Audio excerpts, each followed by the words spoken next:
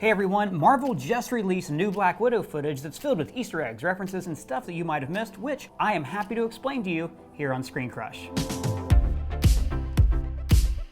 Hello, I'm Ryan Airy. Black Widow is a spy thriller that features Natasha Romanoff trying to make amends with her dark past. It's set in the aftermath of Captain America's Civil War when she's on the run from authorities. So even though she's technically already dead, spoilers, hopefully this movie will add depth to her character and make that death all the more meaningful. The trailer starts off with an aerial view of a city that could be Budapest. The previous trailer began with a shot of Budapest. If you remember, Hawkeye and Black Widow had an adventure in Budapest that's been hinted at a few times in the movies. It's like Budapest all over again! You and I remember Budapest very differently. A long way from Budapest.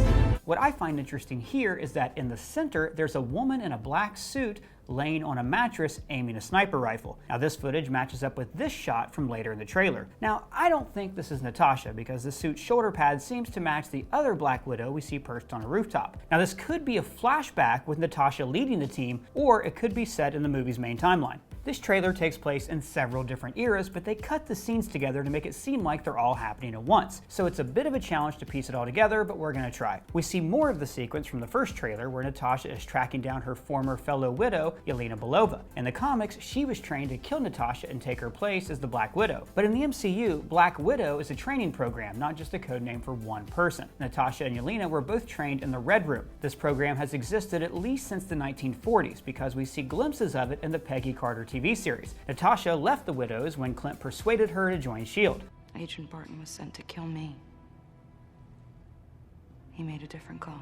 So this movie is dealing with the aftermath of that decision and might also use flashbacks to show her defection. Notice how she's retrieving a gun from a vent in this building's lobby. Now stashing a weapon in the lobby implies that this building is a safe house that both Natasha and Yelena knew about. So maybe they both talked about leaving the Red Room and they set up this place as a location where they could hide out. The apartment itself is filled with old appliances like this TV, stereo, and this rock band drum set. So they've had this place set up as a safe house for quite a while. In the previous trailer, we saw the two of them fight before having a conversation. But in that trailer, you can also see maps around the apartment, like Yelena is planning something. Now maybe she's already planning to take down the Red Room. In the trailer, you can also see notes attached to the television, again implying that she's been working on some project. And she's got a frickin' armory in her pantry. Now this scene is intercut with a SWAT team raiding some kind of train terminal and then breaking into a stall in a bathroom. Now remember, this movie takes place in the aftermath of Civil War when Natasha is a fugitive. They're coming for you.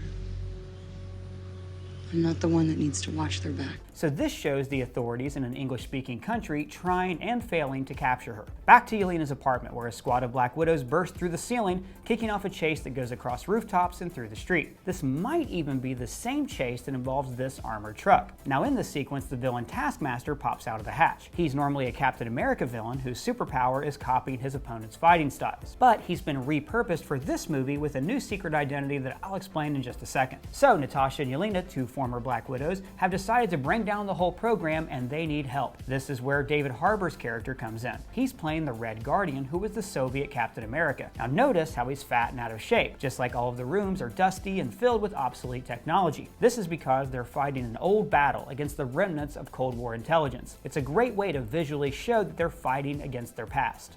I have a very specific skill set.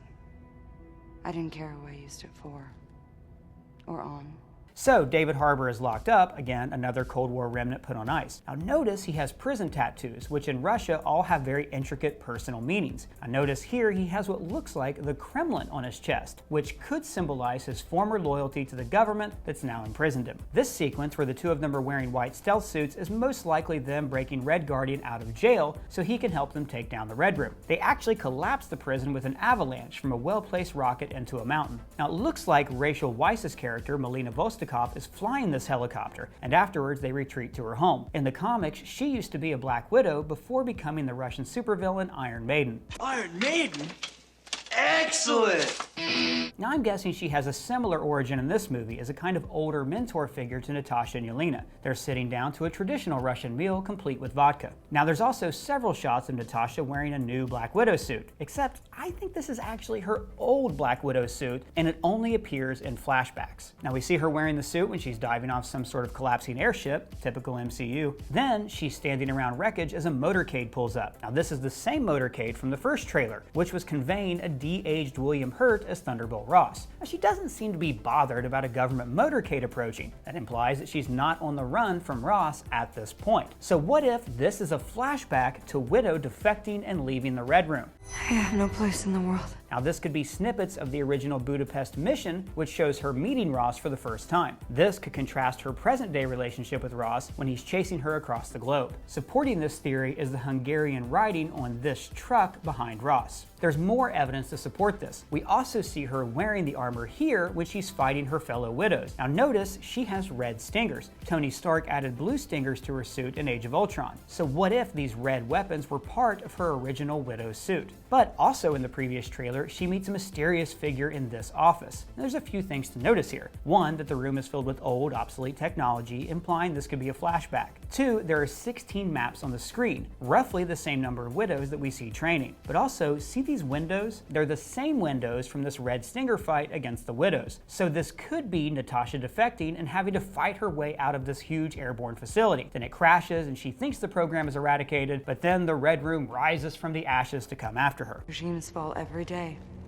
I tend not to weep over that. I'm Russian. But who is behind this resurrection? Well, it could be the Taskmaster. And who is the Taskmaster? I think it's Natasha's supposed ally, Melina Vostokov. Taskmaster's costume looks very similar to Iron Maiden's costume from the comics. And Marvel hasn't announced who's playing Taskmaster yet, which implies it's someone secret. And we see Taskmaster copying Widow's moves here, which could be a superpower, or maybe she was just trained to fight in the same style as Natasha. The trailer even tries to distract us from this when Natasha says, Who the hell is that guy? Now, there is one flaw in this theory. We see Taskmaster actually fighting Melina in the same headquarters he fights Red Guardian here. But what if they're pulling a fake out Incredibles 2 style? Oh, and from that fight, notice that Taskmaster's shield has been driven into the ground, maybe by Red Guardian deflecting it. That just goes to show you how strong he is. Anyways, what do you guys think of my Taskmaster theory? Let me know in the comments below. And if it's your first time here, please subscribe. For Screen Crush, I'm Ryan Airy.